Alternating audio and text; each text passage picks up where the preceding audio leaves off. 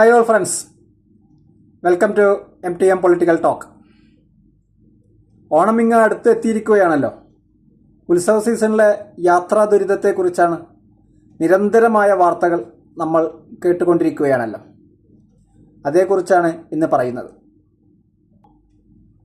വിഷയത്തിലേക്ക് വരുന്നതിന് മുൻപ് നിങ്ങൾ ഈ ചാനൽ സബ്സ്ക്രൈബ് ചെയ്തില്ലെങ്കിൽ ചെയ്യാനും, അഭിപ്രായങ്ങൾ കമൻറ്റ് ബോക്സിൽ രേഖപ്പെടുത്താനും, വിഷയം ഇഷ്ടമാവുമ്പോൾ ലൈക്ക് ചെയ്യാനും ഓർമ്മിപ്പിക്കുകയാണ്. കേരളത്തെ സംബന്ധിച്ച് പ്രവാസം തിരഞ്ഞെടുക്കുന്നവർ കൂടുതലാണ്. അത് രാജ്യത്തിനകത്തും കേരളം വിട്ട് മറ്റു സംസ്ഥാനങ്ങളിൽ ജോലി ചെയ്യുന്നവരും ഇന്ത്യക്ക് പുറത്ത് ജോലി ചെയ്യുന്നവരും ധാരാളമുള്ള സംസ്ഥാനമാണ് നമ്മുടേത്. അതുകൊണ്ടാണ് കേരളത്തിലെ ഉത്സവ സീസൺ ദുരിതയാത്രയുടെ കാലമായി മാറുന്നത്. വീട് വിട്ട് മറ്റു സ്ഥലങ്ങളിൽ ജോലി ചെയ്യുന്നവർക്ക് ഓണക്കാലത്തെങ്കിലും വീട്ടിലെത്തി കുടുംബത്തോടൊപ്പം ഓണം ആഘോഷിക്കുക എന്നത് മനസ്സിന് സന്തോഷം നൽകുന്ന കാര്യം തന്നെയാണ്.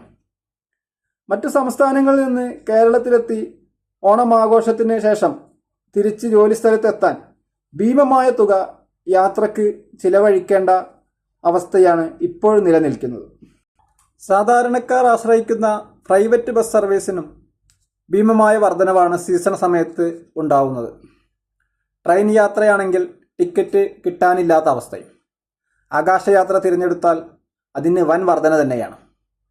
നമ്മുടെ KSRTC സർവീസ് നടത്തുന്ന സംസ്ഥാനങ്ങളിൽ അതിൻ്റെ എണ്ണം പരമാവധി വർദ്ധിപ്പിച്ചാൽ കുറച്ചൊക്കെ ആശ്വാസം ലഭിക്കും. വിദേശ രാജ്യങ്ങളിൽ നിന്ന് നാട്ടിലെത്തുന്നവരുടെ കാര്യവും കഷ്ടം തന്നെയാണ്. വൻ വർധന തന്നെയാണ് വിമാന ടിക്കറ്റിൻ്റെ കാര്യത്തിലുള്ളത്. കഴിഞ്ഞ ലോക്സഭാ സമ്മേളനത്തിൽ കേരളത്തിൽ നിന്നുള്ള MP-മാർ വിഷയം പാർലമെന്റിൽ ഉന്നയിച്ചിരുന്നു. എങ്കിലും ഇതുവരെ പരിഹാര നടപടി ഒന്നും സ്വീകരിച്ചതായി അറിയാൻ കഴിഞ്ഞിട്ടില്ല. ലോക്സഭാ സ്പീക്കർ വ്യോമയാന മന്ത്രിക്ക് കഴിയാവുന്ന നടപടികൾ സ്വീകരിക്കണം എന്ന നിർദ്ദേശവും നൽകിയിരുന്നു. പറയത്തക്ക നടപടി ഒന്നും പ്രതീക്ഷിക്കാൻ ഇതുവരെ വകയില്ല എന്ന് തന്നെയാണ് മനസ്സിലാക്കുന്നത്. നമ്മുടെ സംസ്ഥാന സർക്കാർ അയൽ സംസ്ഥാനങ്ങളിലേക്ക് KSRTCയുടെ സർവീസുകൾ ഓണക്കാലത്ത് കൂടുതൽ നടത്താൻ ശ്രദ്ധിച്ചാൽ ഒരു പരിധിവരെ സാധാരണക്കാർക്ക് ആശ്വാസമാവും. ആകാശയാത്രയുടെ കാര്യത്തിൽ കേന്ദ്ര സർക്കാരും അനുകൂലമായ നടപടികൾ സ്വീകരിക്കുമെന്ന് നമുക്ക് പ്രതീക്ഷിക്കാം.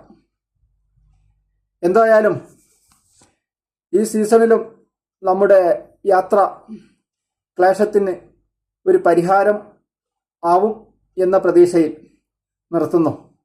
നന്ദി, നമസ്കാരം.